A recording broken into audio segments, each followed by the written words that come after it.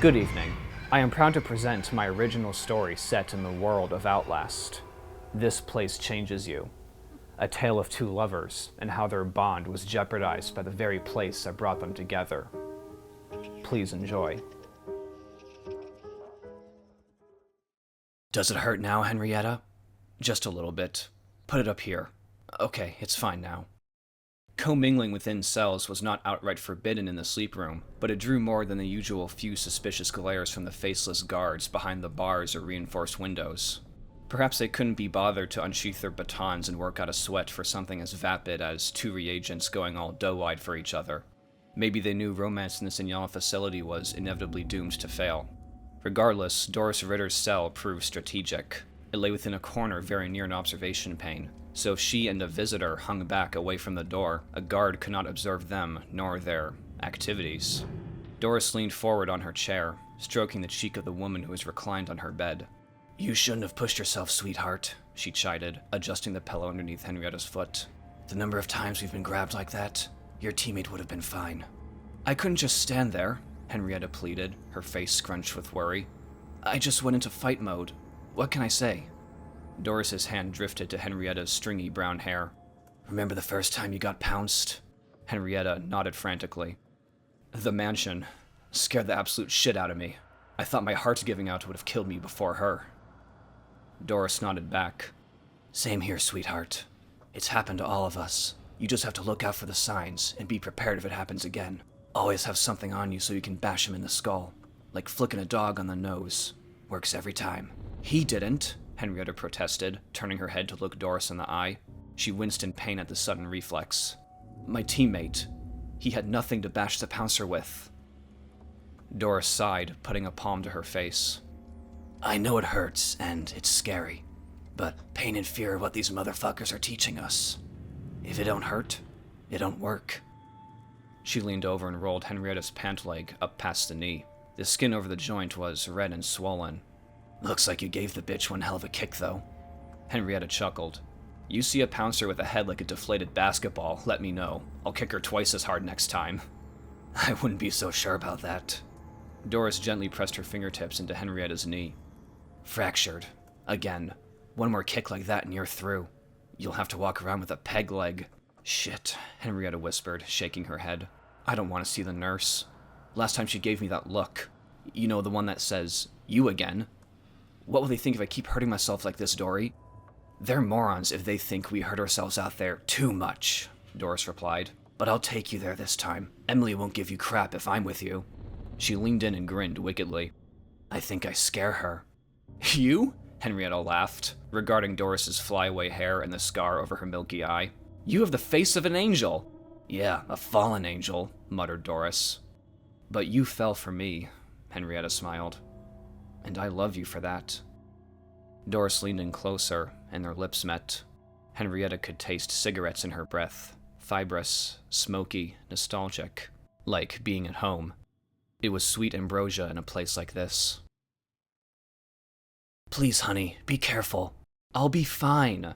Henrietta grasped Dorris's hands in hers, squeezing them gently. The smile on her face was infectious, optimistic, and wildly out of place. Dorris had only seen smiles so wide on what she called the dummies, reagents so traumatized and hopped up on chemicals that all they could do was grin and laugh, even when things weren't funny. She glanced down at Henrietta's leg, bandaged and fixed with a stint. She looked back into her eyes. Despite the harsh fluorescence by the terminal, her eyes were almost all pupil, only a ring of brown visible around them. "Henrietta," Dorris urged. "What did they give you?" "Just painkillers," said Henrietta. "I feel great. It's like I never even broke my leg." "Are you sure?" she pressed. Henrietta gave a curt nod. "Relax, my dove. I'm completely here, in the moment. I'm just pain-free. And I love you so much, that's all." Dorris sighed, finally smiling herself.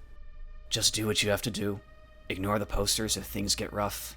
And once you get back, we'll be queens among men." "Hope things go well at your meeting," Henrietta whispered. "They will," Dorris grunted. "They have to. I've got dirt on everyone here. Even Easterman. Rumors about his wife." "He has a wife?" Henrietta gasped with mock scandal. "Like an actual woman? Not a latex glove filled with lotion?" They laughed, drawing the ire of a gaggle of sullen reagents slumped at a nearby table. "No, but really, they'll have to let me sit out the trials," Dorris explained.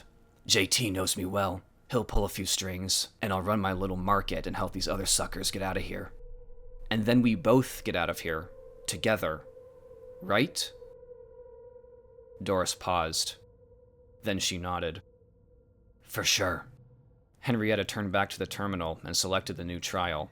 "Vindicate the guilty," she read with mild disdain. "I have a feeling that's not really what's going to happen here." "Something something totems, something something Murkoff's might," Dorris said snidely. The overhead lights took on a red hue, and the doors to the SAS opened up.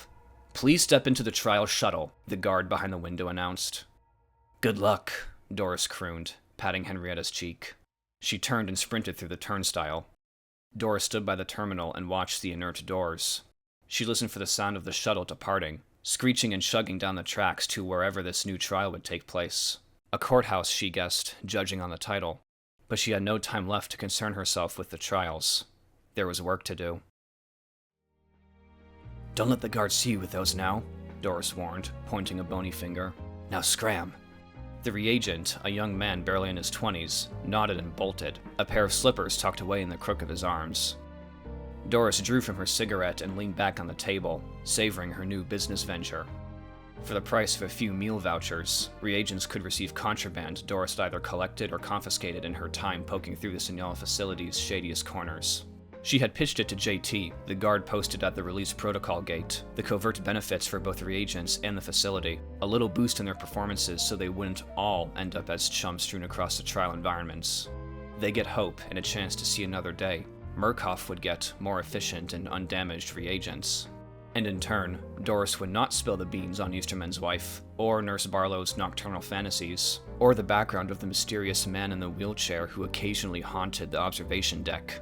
Anything that might potentially whip the reagents into a riot or compromise the therapy. Plus, she would be allowed to smoke in the sleeproom, not having to hide in her cell and blow the smoke up through the air conditioning vents anymore. Nicotine did her much better than any cocktail of drugs the doctors stuck her with. Still, she wistfully watched the youth nearly trip over his own feet before he turned the corner and hurried back towards his cell. Sure, she had won security and comfort for herself and for Henrietta, but at the cost of perpetuating the cycle of conspiracy and violence Murkoff touted so well. A kid like him ought to be in school, studying to become a doctor or a lawyer or whatever cliches his parents had put in his head. Not here. But then there were the rumors, stories of reagents who had finally won their release, stumbling out into the world with no sense of who they were or what they'd done, blowing themselves up in overseas operations, or losing their minds entirely and violating and killing women and children. Dorris blew out a veritable fog bank of smoke, her throat singeing. The sleeproom suddenly seemed quite cozy. What was the good in being reborn if she would forget everything she'd seen and learned, and most likely suffer a horrible fate in some foreign country, or in a strike against her own, orchestrated by the goons in the CIA? She sighed, leaning back against the table. Maybe she had a good thing going with her little black market venture.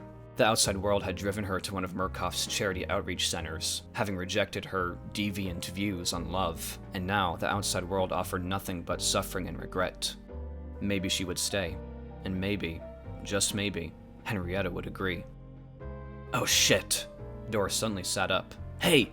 Cookie!" The chef behind the cafeteria counter continued prepping his bowl of ground mystery meat. She gave a sharp whistle.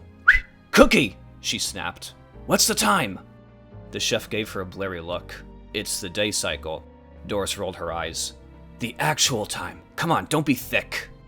Glowering at her, Cookie rolled up his sleeve and consulted his cheap wristwatch. 1600, he said briskly, returning to the bowl. Dorris sprung to her feet. Henrietta had been in the trial for over 2 hours. None of the new trials had taken so long before, and Henrietta was no novice. Something had happened. Something bad. She barreled downstairs, knocking 2 reagents to the side as she skidded to a halt at Emily Barlow's desk. "Is Henrietta back there?" Dorris gasped, panting and doubling over. Nurse Barlow's eyes narrowed at the speck of saliva dripping from Doris's mouth onto the countertop. She drew her paperback novel close to her chest. "I'm sorry, which one is this?" "You know Henrietta!" Dorris demanded, causing a few reagents around her to flinch. "She was with me when she fractured her knee. Now tell me if she's back there!" Barlow consulted a manila envelope on the desk, flicking through some fresh forms. "What's her number?" Dorris growled with breathless frustration. 0985! Barlow sorted the papers, humming a little tune to herself. Doris's fingers curled on the countertop, forcing herself not to burst through the divider and strangle the broad. Nope. Don't see 0985. Sorry, dear. Doris swore under her breath. Was she really still in the trial? But then a white-coated doctor stepped into Barlow's room and handed off a clipboard. His gloves and coat were stained with ash and fresh blood. The scent of scorched flesh spiked the air. Barlow examined the first page of the clipboard and gave a tut. Ah, here it is. Just arrived. Doris's heart sank. Is she okay? Barlow scrutinized the record, her expression betraying nothing. From the hallway outside the nurse's station, a woman groaned in agony. Doris peeled away from the desk and pressed herself against the observation window, her labored breath fogging the glass. Oh God, the patient wailed. Oh my fucking God! Ugh! A doctor emerged from the corridor, pushing a stretcher. Its occupant was blanketed in a bloodied white sheet, arms flailing weakly in the air. Henrietta! Doris cried, banging on the glass. Henrietta! Dory! She wailed, as the stretcher banked left and disappeared up another hallway. Dory, please! I'm sorry. No!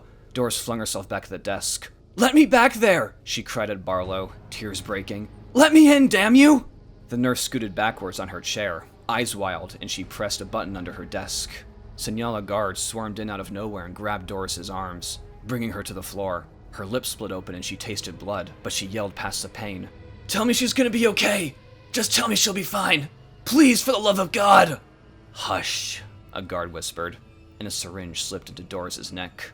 She struggled and spat and screamed, but the darkness overtook her, and the last thing she saw before succumbing to sleep was Henrietta's face morphing into a skull, eyes burning, her hair a corona of snakes. Hello? Miss? Doris's head gave a jerk and she snapped back to wakefulness. It had been over 24 hours since she'd slept, thanks to Cookie and his begrudging time-telling. Guards had been posted near Nurse Barlow's desk, and word had spread fast around the sleeproom about Doris's blow-up. Reagents losing their tempers were not uncommon, but those who got unacceptably angry were never seen again. No one knew exactly what the unacceptable levels were, but no one wanted to find out, even when blow-ups inevitably flared. Ma'am? The middle-aged woman with sunken eyes pressed. She offered a handful of vouchers. I wanted the backpack amp? Yes, of course, Doris coughed, sifting through the suitcase under the lunch table and grabbing a discreet black pouch. You don't let any of the guards see you with that, she warned, handing it over. Or any of your teammates for that matter. They might try and take it from you. The Reagent's face drooped even lower. Whatever happened to the concept of personal property? You grow up on the streets like me, said Doris. You learn you really only own something if you can keep two hands on it at all times. She flicked her hand. Now get out of here. You didn't see me. The woman nodded and trudged off. Doris tapped her foot, lighting another cigarette. The smoke only gilded her anxiety in a thin sheet. Henrietta would have inchwormed her way up the stairs to her in a full body cast if she could have managed it. She couldn't take it anymore. Cookie, if anyone asks, tell them I got sick off your food, Doris declared before she sprung from her seat and strode down towards Henrietta's cell. Reagents stared as she made her way through the hallway. There goes the shadowy dame, one hissed to his friend, and they shared a private laugh. Doris pretended not to hear them. The window to Henrietta's cell was newly upholstered with papers. Doris knocked on the door. Henrietta, it's me. You in there? No answer. Panic spiked in her chest again and she rapped harder. Sweetheart, can you open the door? Still nothing. Swallowing, Doris turned the doorknob and pushed it open. Henrietta! She cried, stepping into the room. Her partner laid silently on her bed, staring up at the ceiling. Her left shoulder and forearm were heavily bandaged. Baby, are you okay? Doris continued, shutting the door and rushing to her side, kneeling down. Talk to me. I'm here. Henrietta shook her head, her eyes blank. Doris silently counted to 20. Henrietta, she finally urged, her voice a husky purr. What happened in there? The other woman grimaced, shifting uncomfortably. I was doing good. I was doing so good. But then, she gave a ragged sigh. There's a puzzle. Numbers under a black light. I was trying to find them. But that pig, that asshole fucking pig, found me. Torched me. She flexed her left arm, I'm a goddamn well-done steak under these wrappings. She let her arm flop down with a wince of pain.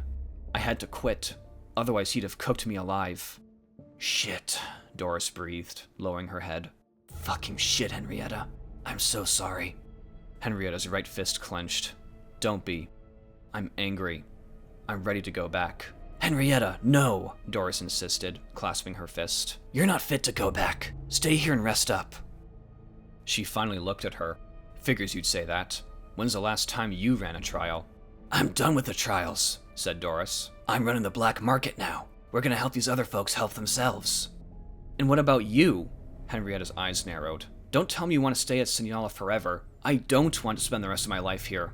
It's what's best for us, Doris insisted. Both the trials and the outside world are foo-bar, sweetheart. Foo-fucking-bar. We need to stay here and focus on ourselves. You said it yourself. If it don't hurt, it don't work. Henrietta breathed through her teeth and sat up. I'm hurting a lot, Doris. But I'm learning so much.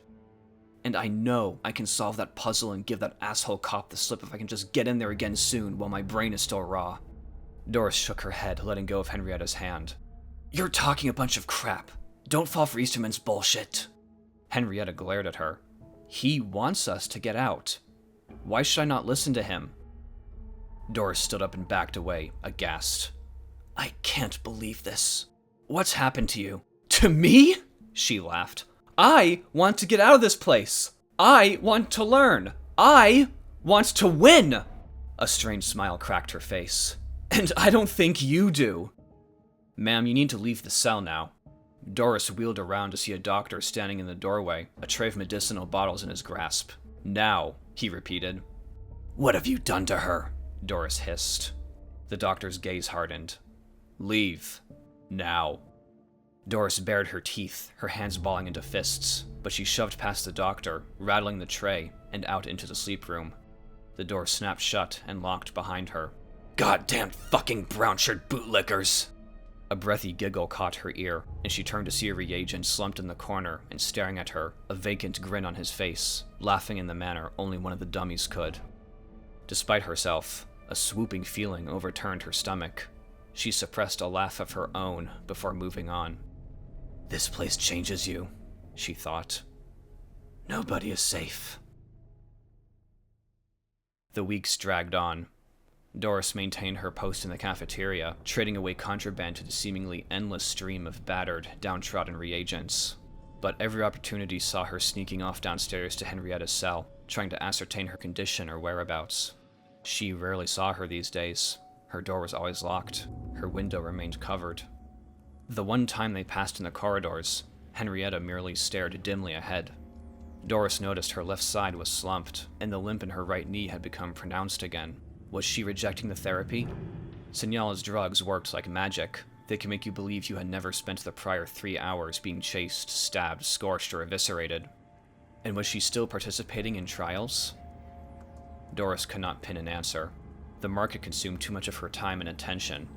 If she couldn't help Henrietta, she might as well help everyone else. But it hurt her terribly. Her thoughts drifted back to the neighborhood girl in the Bowery, that forbidding kiss in the alleyway, the flesh-rending blows from her father when he'd found out, and that first night on the streets, her tears melding with the rain. The dock workers had been good to her, mostly. There was still the occasional drooling deviant, asking where her parents were, while knowing, and anticipating, the answer. Despite their advances, 12-year-old Doris had found humor nonetheless. I don't even swing that way, you chomo fucks, she'd tell them, before trotting off and laughing. The shock was enough to put off even the most determined pervert. Still, the decades that followed were worse and rough. Fleeting odd jobs, run-ins with gangsters and pimps and addicts, hunger and cold and disease, the occasional romance that broke up with varying levels of violence. So the allure of a shiny charity outreach center run by clean-cut, happy-faced white-collar suits had been irresistible to her one evening, starving and embittered and blooming with bruises from a recent scrap. And the rest, just like the thousands of others sent through the ringer and back again, was history. Henrietta had been her Virgil, and in a matter of weeks, her lover. But for the first time since her years-long sojourn in the Bowery, Doris was truly alone. "They've hosed down and reset the trial," a voice over an intercom said. "You can enter the shuttle." Doris jumped, realizing her wanderings had landed her near the terminal. She turned to see the backs of 4 reagents enter the turnstiles. She looked for Henrietta, but they had disappeared too quickly. "Hey," a voice said. It was a young man who had bought slippers from her what felt like months ago. "I wanted to get more amps. You open?"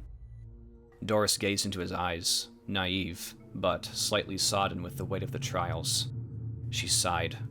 If Henrietta truly wanted to get out, then so be it. All she wanted for the love of her life was what would be best for her. In the meantime, there were others who needed help. "Sure, kid," Doris said with a smile. "What are you looking for?" The overhead lights were blinding. Henrietta writhed atop the gurney, gasping and groaning in agony. Everything stung and ached and seared with hot flowing blood. "I tried," she sobbed to no one. "I promise I tried. Don't kill me. I want to win." Silhouettes with reflective eyes loomed over her. "Christ, what happened to this one?" one of them asked. "Looks like a goddamn casserole." "Idiot tried to run down a night hunter in the courthouse," another replied. "Steel versus flesh. Kind of a one-sided battle." "Look at this medical history," a third voice muttered. "Fractures, lacerations, third-degree burns. She's too erratic. She's a liability, a drain on our resources. But her therapy levels are off the charts. She accepts the drugs and hormone treatments like a dream. Waste not. We'll find a use for her. Every accident is an opportunity for innovation. I'll run it up the ladder." "No," Henrietta pleaded. "Sleeproom. Want. See." But the darkness was too much, and she faded away. Lucidity became a bad dream passing in the night. All Henrietta knew was that she had been sequestered to a part of the sleeproom she had never seen before, her wounds patched up and injected with enough drugs to kill a racehorse, and her clothes ripped away. Strapped to a table, the poking and prodding began. Then it became drilling and stabbing. It could have been hours or days of drifting in and out of consciousness. The gleam of metal, the smell of antiseptic and lingering pheromones, the derisive laughter and buzzing equipment. "Is this better?" she thought. "Are they making me better?" At some point she realized the sides of her head were unusually tender and cold, and that a weight had been taken off her thorax. "They removed my ESOP. Is this rebirth?" But the procedures continued. It was pain and pleasure, and noxious chemicals blasted up her nose. There was tingling and laughter and arousal, and the peculiar sensation of wood, or maybe fast-growing bamboo, broadening and shooting up her limbs. "The doctor's watching. Always watching." Eventually, they brought in a television for her. The man on the screen was comforting, yet oddly familiar, like she had seen him before, despite the shadows obscuring his face. The prickle of doubt in the back of her mind was stamped out by the delirium, anxiety, anger, and childlike mirth that now ran amok. "Welcome to the world, my daughter," his crisp, snide voice said. "I am Dr. Easterman. You may think of me as your dad." "Daddy?" Henrietta grunted, her voice garbled and low. "You've done us proud, sweetheart," he simpered. "And we've given you an amazing gift for your hard work. You should thank me." "Thank you," she blubbered. "Now it's time to play," the doctor said. "The rules are simple. Don't let them run past you. And be nice to the police officer. Do whatever he says." "Police," she rasped. Hurt. Where's Dory?" "Eyes on the prize, my child," he warned. "We need your head in the game." The TV switched off. The world underneath her rumbled and shifted. She was being moved. "What's this? Dory, you there?" An alarm blared, and suddenly the darkness in front of her opened up and she staggered into blinding light. A great ivory statue towered before her, Lady Justice, streaked with dried blood. But below her, everything looked small. The benches were for children. The doorways she would have had to stoop to go through. Her hands were distended, warped, as if her skin had been stretched over a giant's bones. "What?" Henrietta stumbled, head pitching, vision spinning. What is this? Then, with a lightning strike of horror, she recognized where she was. She had done this before, ran past that statue countless times in her efforts to beat the puzzle and evade the cop. What they do? She cried. The tears poured down her face, putrescent tears tinted pink with eye juice and blood as she lurched about the courthouse lobby. What happened to me? Dory! Dory, help! A set of wooden double doors burst open, and a gang of 4 reagents, smaller than her but perfectly proportioned, surged into the lobby. "Shit, that's a new one," one of them barked, streaking past her. Help me! Henrietta wailed, lunging at them. Where Dory? Please! But the reagents were long gone. "Stop resisting!" a new voice commanded. Through the double doors came a 5th man in pursuit, his burnt face obscured by sunglasses, clad in police dress blues, wielding a massive baton that flared with electricity. Fury, white-hot and intoxicating, exploded inside Henrietta. "You!" she roared, charging at the cop. "Scum!" She took a meaty swing as the officer rushed past her and clocked him in the head. "Lord!" he shouted, knocked over on his side. "Hey, what gives? You trying to hurt me? Fucking kill you!" Henrietta screamed, stomping over to him, itching to rip the miserable fuck piece by piece and squash his overcooked face into a pulp. But the cop was on his feet again, and his baton became a blazing arc that sideswept through the air. Agonizing voltage shot through her knee, reigniting the old pain, and she collapsed in a sobbing heap, tangled in her own gangly limbs, dizzy and broken and racked with tears. "There you go, old hoss," the cop growled, striding up to her. "Now when you get on up to Pig Ugly Heaven, tell him Sergeant Coyle sent ya." The baton lingered in her face, and the last thing she saw was a dancing crackle of electricity before he plunged it forward. Well, I think I've just about given you all I can offer," Dorris said with a smirk to the same young man. "The doctors say I've hit my maximum therapy level," said the reagent, whom she now knew as Peter.